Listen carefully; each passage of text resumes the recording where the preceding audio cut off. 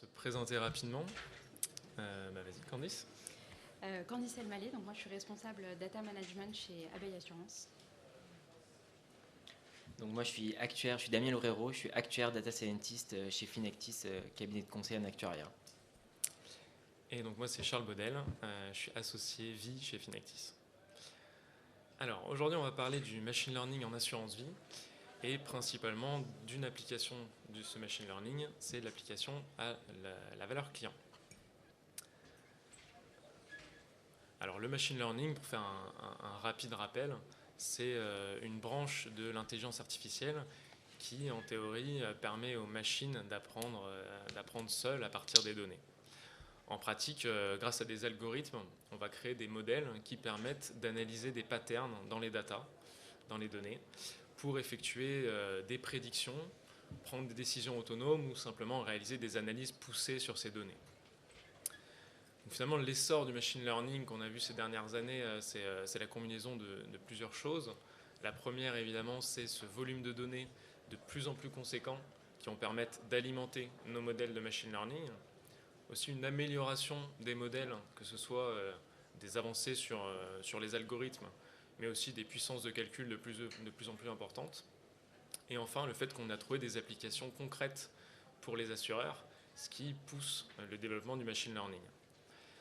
Dans les applications concrètes, on en voit surtout en assurance non-vie, et c'est probablement pour ça que le machine learning a principalement été développé sur de l'assurance non-vie, parce qu'en machine learning, on peut penser assez facilement à des sujets qui ont des impacts directs sur le résultat de l'assureur, comme les sujets de tarification, mais aussi de détection des fraudes ou de prédiction de sinistres.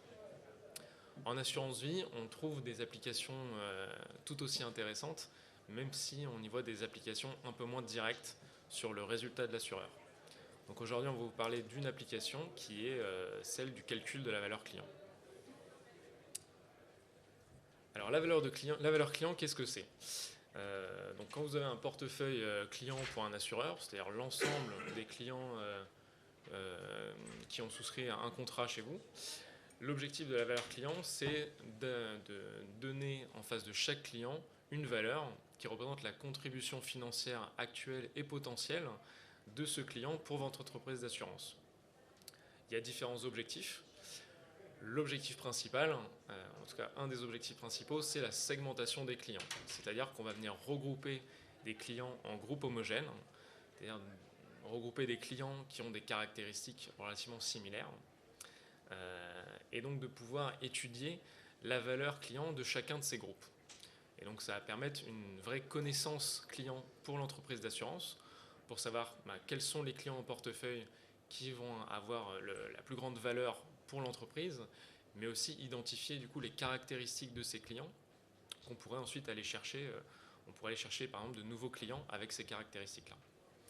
On a aussi une application plus personnalisée de cette valeur client, puisqu'une fois qu'on les a regroupés dans des groupes homogènes, on est plus capable de comprendre leurs attentes et leurs comportements, et donc de proposer des offres ou des services vraiment personnalisés. Puis d'un point de vue plus global, au niveau de la stratégie de l'entreprise, on peut effectuer des campagnes marketing et commerciales ciblées pour en fait cibler les clients qui sont les plus susceptibles de répondre positivement à ces campagnes stratégiques marketing ou commerciales. Donc cette valeur client, comment est-ce qu'on la calcule ? C'est relativement simple pour nous actuaires qui sommes habitués à faire des projections de flux futurs, puisque le principe de cette valeur client, c'est d'avoir par client la somme des revenus futurs attendus. Donc on est bien sur tout l'horizon de vie, de relation entre un client et l'entreprise. Donc on va tenir compte des rachats et des décès. Et donc ici, vous voyez qu'on est sur une modélisation bien connue des actuaires, puisque quand on regarde la projection probable des résultats futurs attendus, on est proche d'une valeur de VIF, comme c'est utilisé dans Solvabilité 2 ou ailleurs. Mais un des points importants aussi dans cette valeur client, c'est de prendre en compte le potentiel de croissance.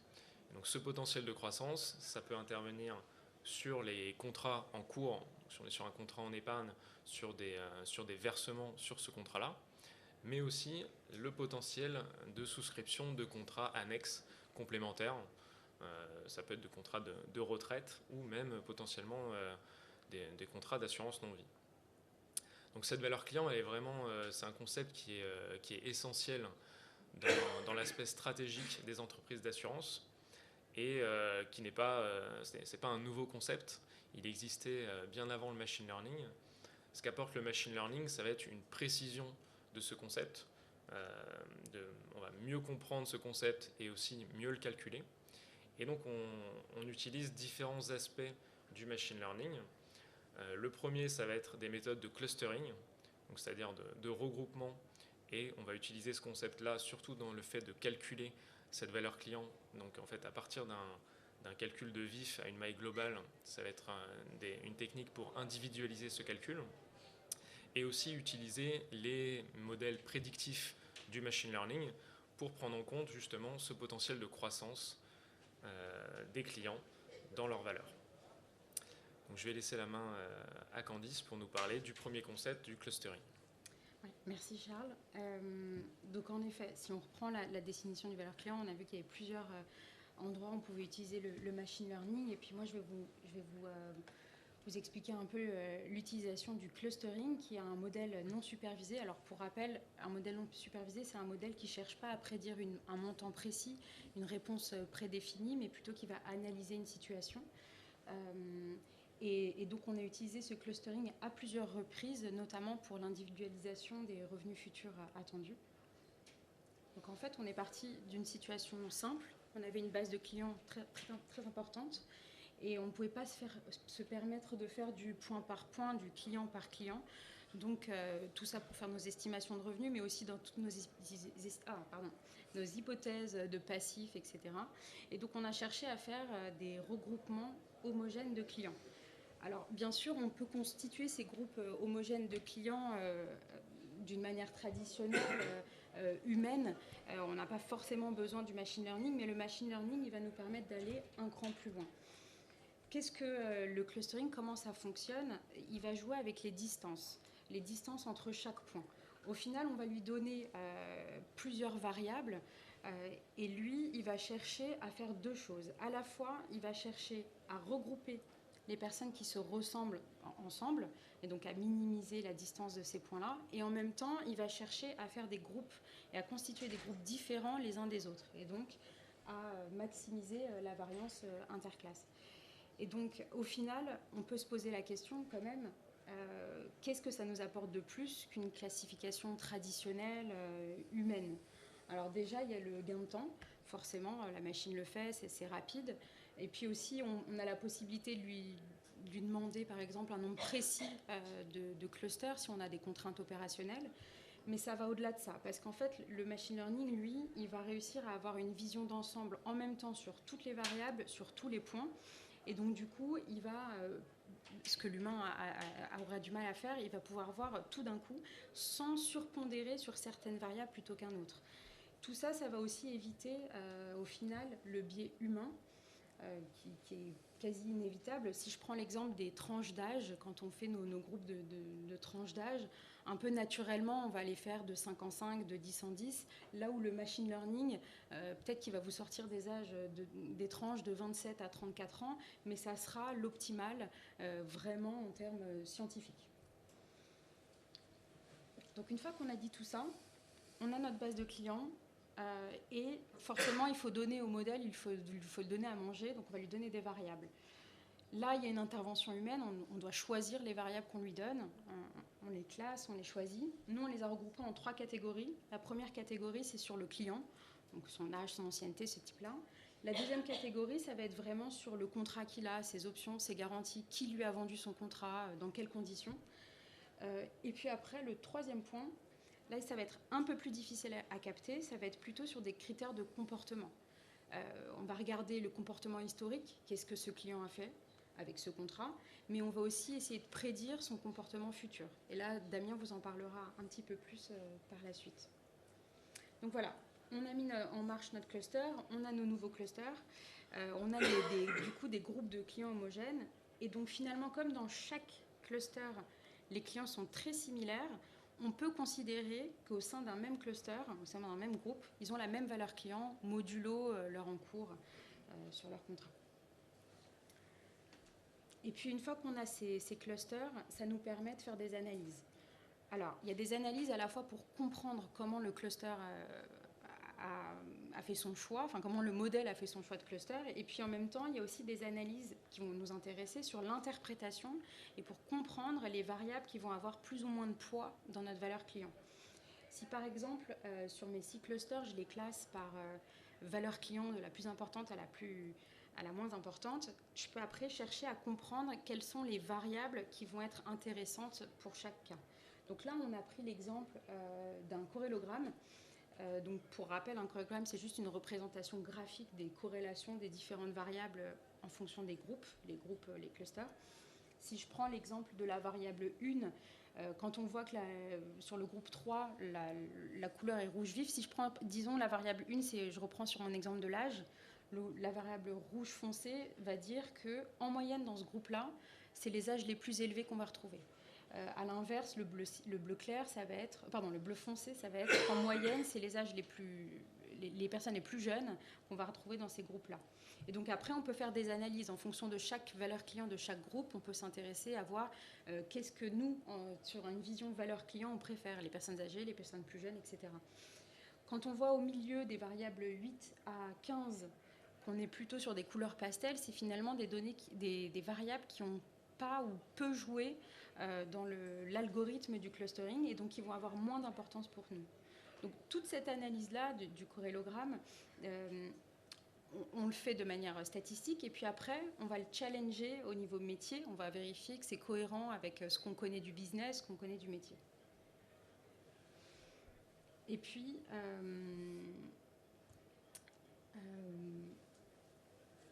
les prédictions futures. Oui, donc en effet, voilà. Le clustering, lui, nous permet de nous améliorer sur la segmentation pour la valeur client, mais il y a d'autres modèles qui existent en machine learning qui peuvent être utilisés dans le cadre de la valeur client, et Damien va vous parler de la prédiction des flux futurs. C'est ça. Donc nous, on va parler, donc, comme disait Candice, de la prédiction des flux futurs.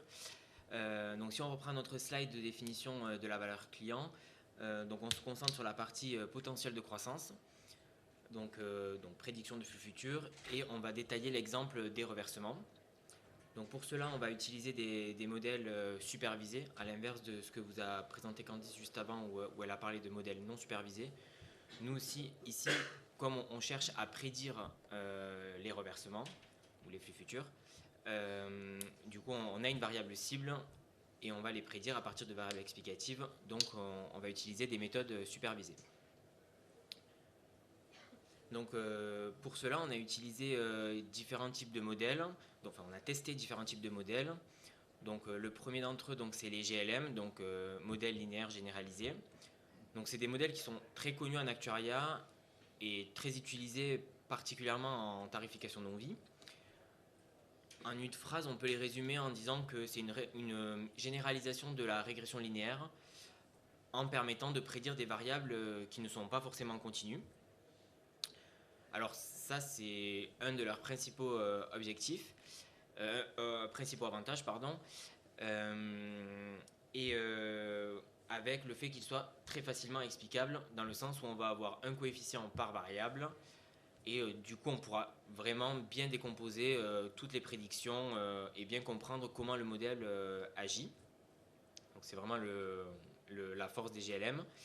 Néanmoins, ils sont en général peu performants et moins performants que les modèles qu'on va présenter juste après. Et il ne faut pas oublier aussi qu'il y a quand même pas mal d'hypothèses derrière quand on fait un GLM. Donc le deuxième modèle qu'on a testé, c'est Random Forest, ou forêt aléatoire. Donc ici, on est en fait, c'est un algorithme qui agrège plusieurs arbres de décision dans le but de le rendre plus performant et aussi plus robuste.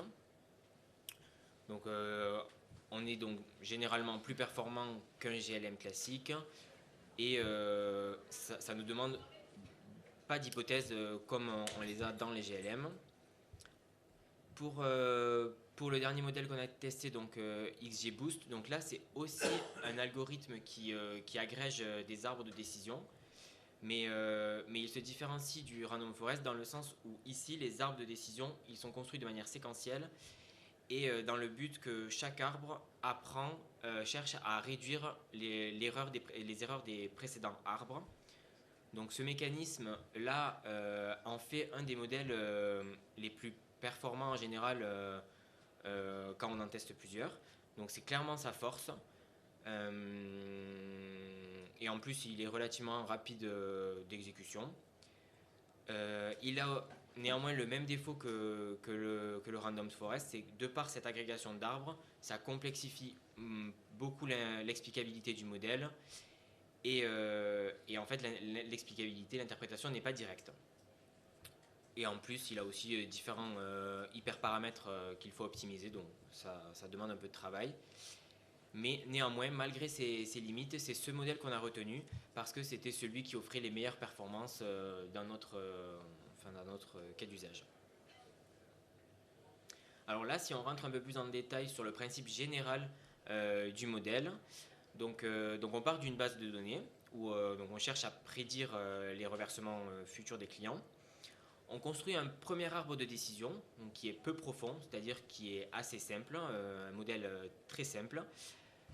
Ce premier modèle va nous permettre d'avoir une prédiction, donc le Y chapeau qui est sur les slides. Grâce à ça, on va pouvoir calculer un résidu avec la vraie valeur qu'on a aussi à disposition.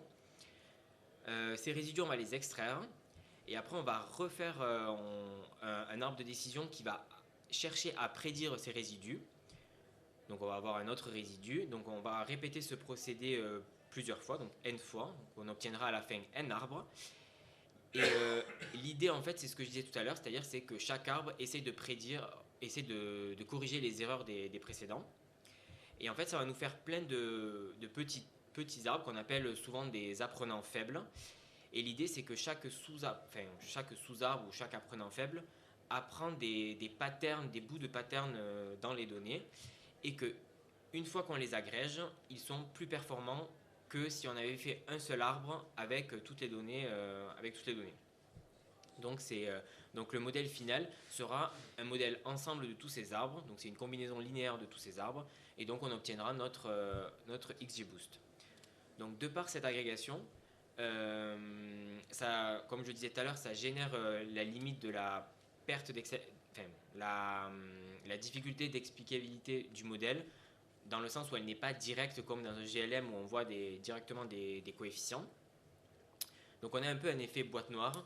On ne peut pas décrire précisément ce que fait réellement derrière le modèle. Néanmoins, des solutions existent. Donc nous, on a notamment utilisé les valeurs de Shapley. Alors, pourquoi on les utilise? Elles présentent pas mal d'avantages, les valeurs de Shapley. Alors, tout d'abord, les valeurs de Shapley, en fait, ça va permettre de décomposer de manière individuelle, donc pour chaque client, dans notre cas, les prédictions de reversement. Donc, on pourra vraiment dire variable par variable, quelle est la variable qui impacte le plus, etc. On le verra juste après. Et du coup, ça va nous permettre de faire des interprétations par client. Une fois qu'on a toutes ces décompositions individuelles, on peut les compiler, les agréger pour en faire des interprétations plus globales, plus générales sur l'ensemble de nos clients, par exemple. Et dans notre cas, on pourrait, par exemple, en dégager des typologies de clients.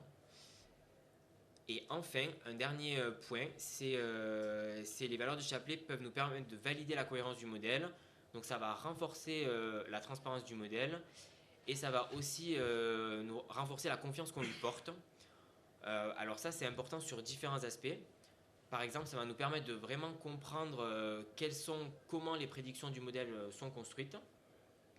Ensuite, ça permet de garder une analyse humaine dans le modèle et de contrôler que le modèle fait des choses qu'on s'attend. Donc, on a en général des a priori où on se dit que telle variable elle impacte de telle façon le modèle, etc. Donc, et des fois, on peut ne pas avoir pensé à des choses que le modèle sort et que nous, on se dit oui, c'est cohérent, on est d'accord avec cet effet-là. Et Et enfin, ça permet aussi ça peut permettre de détecter de potentiels biais dans le modèle. Alors nous, dans notre cas, c'était peut-être pas très critique parce qu'on prédit des reversements futurs. Mais par exemple, on peut se dire que si on est sur des sujets un peu plus critiques, comme par exemple la détection de fraude, là, il faudrait s'assurer que le modèle, par exemple, ne discrimine pas certaines populations. Et donc, ce genre d'analyses peuvent permettre de détecter ce type d'effet. Donc là, on va vous présenter plus en détail le principe des valeurs de Chapelet.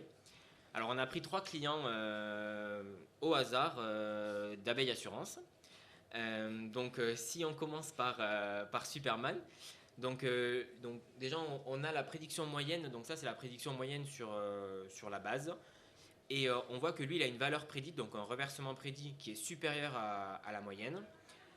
Donc, et les valeurs de Chapelet vont nous permettre d'avoir la décomposition de cette prédiction et donc de voir quelles sont les variables qui sont les plus importantes pour lui.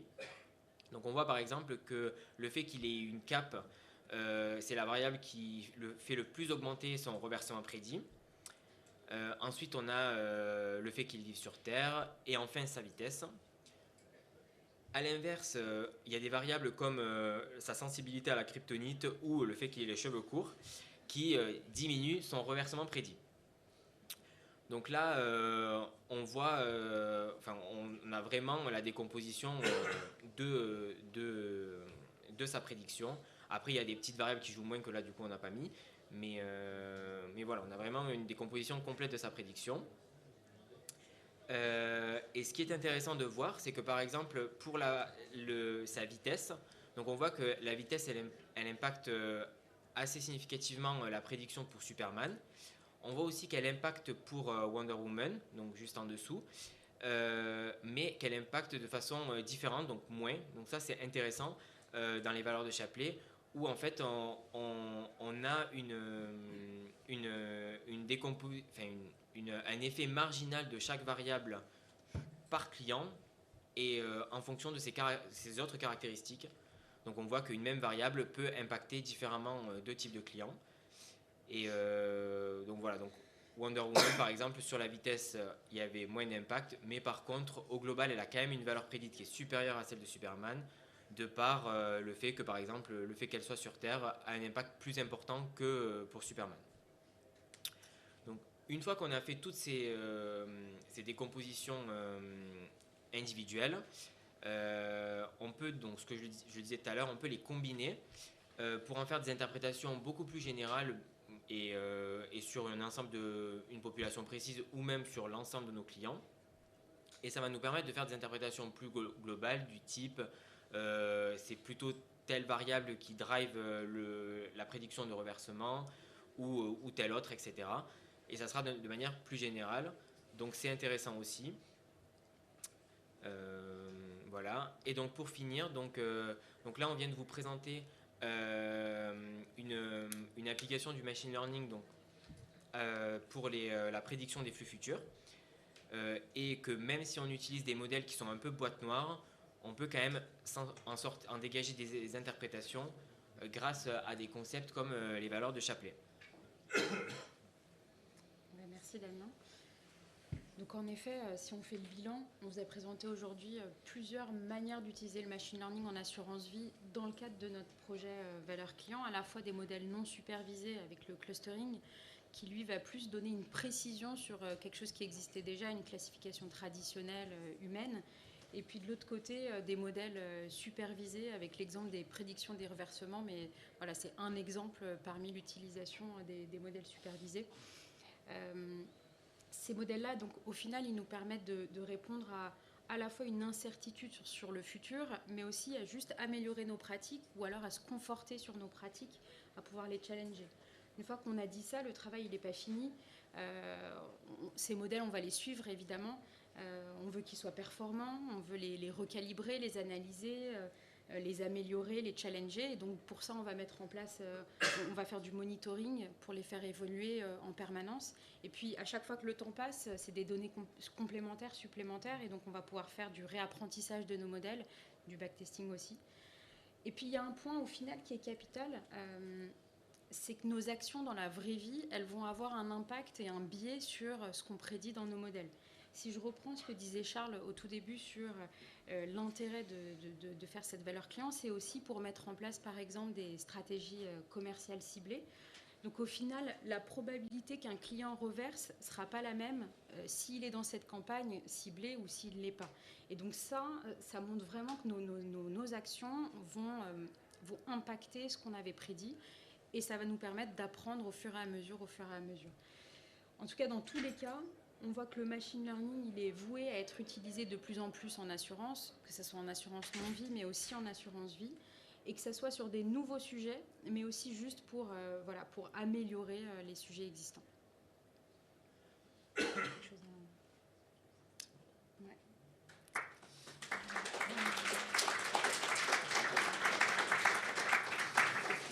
Des questions peut-être ? Il est allumé le micro ? Bonjour.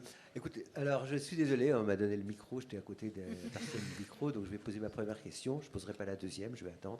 Alors la première question, c'est, je me suis amusé avec les random forest. J'ai une gêne quand je fais des gestes avec les random forest, c'est le nombre d'arbres et le nombre de nœuds qu'il y a. Parce que quand on fait des statistiques et qu'on fait des prévisions, il y a espèce de bon sens terrien qui est qu'il ne faut peut-être pas qu'il y ait trop de paramètres, trop de variables, sinon on fait de l'overfitting. Et quand on passe au random forest, on a l'impression qu'il y a un nombre d'arbres. Et alors moi j'utilise R. Quand on capte le nombre de nœuds et le nombre d'arbres, on a des performances qui ne sont pas si terribles. Alors est-ce que c'est parce que je me suis mal débrouillé ou est-ce que c'est vraiment un sujet ? Damien, tu vois. Alors c'est vrai que quand on passe en fait d'un arbre de décision classique à à des random forest, c'est vrai que c'est là qu'on perd l'explicabilité du modèle, parce que vraiment un arbre de décision classique, on peut le dérouler, donc du coup comme il y en a qu'un, du coup on peut vraiment l'analyser et comprendre vraiment comment sont faites les prédictions. Après c'est vrai que quand on passe en random forest, donc on perd ça, mais c'est vraiment normalement, c'est quasi. Moi, je pense que ça m'est jamais arrivé que le random forest soit moins bon que l'arbre de décision classique. Le fait vraiment parce qu'en fait, le random forest, qu'est-ce qu'il fait ? Il va rajouter de l'aléatoire par rapport à un arbre de décision. Donc, au lieu d'en faire qu'un, on va peut-être en faire 500. Et en fait, on va faire du bootstrap. Donc, on va faire des arbres que sur une sélection de données.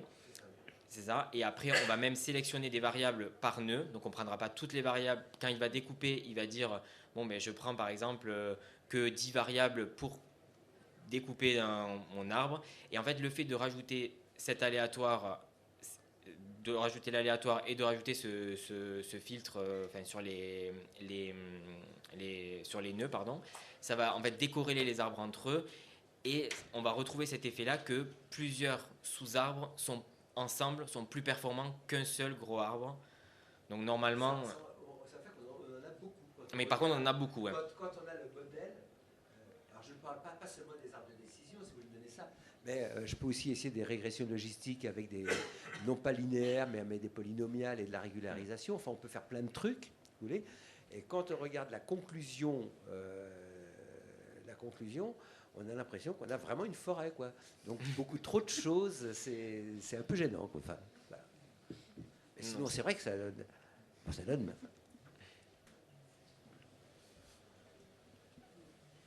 Le problème, c'est peut-être la façon de le voir. C'est peut-être pas des paramètres, tout ça. C'est juste une façon d'expliquer ce que les données disent.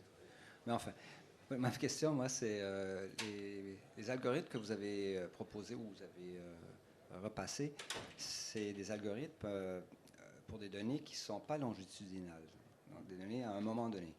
Mais pour la valeur client, évidemment, le client, on le suit toute la vie durant. Alors, comment vous faites pour adapter à la dynamique dans les données?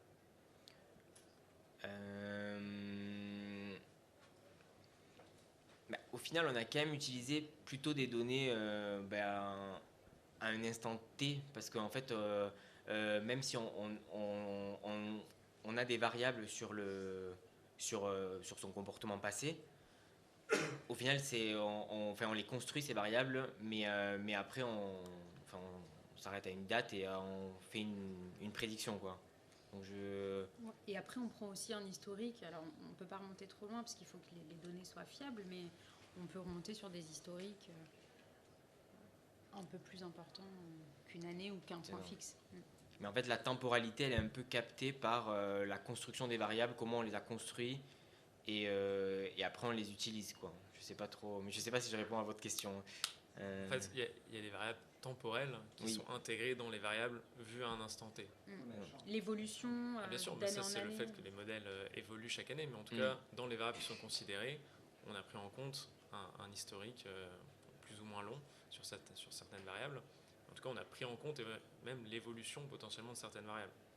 Et après, chaque année, oui, les données vont changer.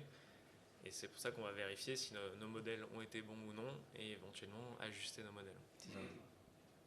Et en plus d'ailleurs... Ah bah, il faut les entretenir, les modèles. Ouais. C'est infini. Ouais, donc cet aspect-là, justement, j'ai pas bien compris. En fait, quand vous dites que parce que vous voulez prédire l'ensemble des versements futurs. Donc, est-ce que donc là, qu'est-ce que vous prédisez année par année ou alors est-ce que c'est au global? C'est ça qui est pas très clair en fait. Parce qu'en fait, on n'a pas bien vu. Enfin, déjà, qu'est-ce que vous avez comme historique de données? Quelle base d'apprentissage vous avez finalement? Quel historique vous donnez? Et qu'est-ce que vous prédisez précisément, quoi? Et je suppose que tout ça c'est confidentiel parce que vous ne donnez aucun résultat numérique. Donc, on est obligé de deviner un peu. Alors en fait, la première étape c'est de prédire le versement de l'année suivante. On est capable d'aller un peu plus loin qu'une année. Après, forcément, on fait aussi des hypothèses de tendance, d'évolution pour les années suivantes. C'est-à-dire qu'on n'est pas capable, le machine learning, pour prédire dans 20 ans, ça n'a pas de sens. Oui, mais ce que je veux dire, donc c'est ce que vous prédisez, c'est juste le versement de l'année d'après, quoi. C'est juste ça, en fait. Au fur et à mesure. Mais au fur et à mesure. Non, je veux dire, votre modèle, il prédit quoi? Il prédit l'année d'après ou plus? C'est ça la question. Il peut prédire un peu plus. Ouais. Merci. Ouais.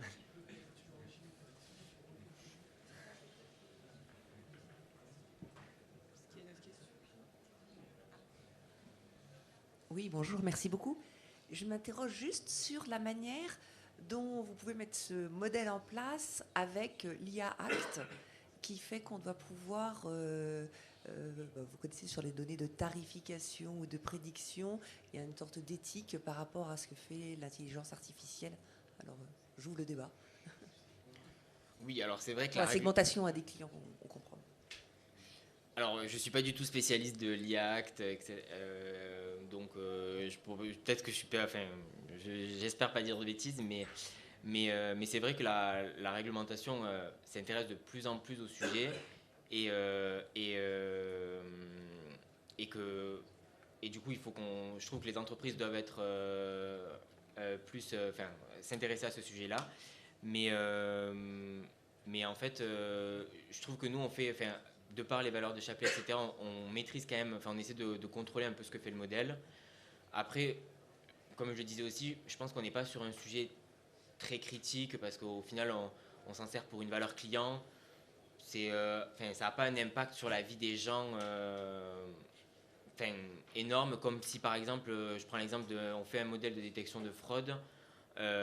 Si par exemple là on contrôle tout le temps le même type de population parce que par exemple si on estime si le modèle estime qu'il y a plus de fraude dans les quartiers défavorisés ou alors favorisés et qu'il ne contrôle que des personnes qui habitent dans ces quartiers là, je pense que ça serait plus difficilement justifiable et explicable à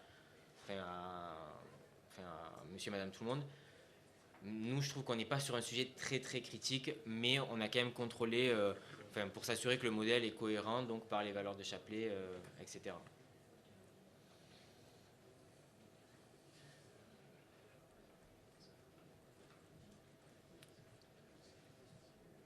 Plus de questions?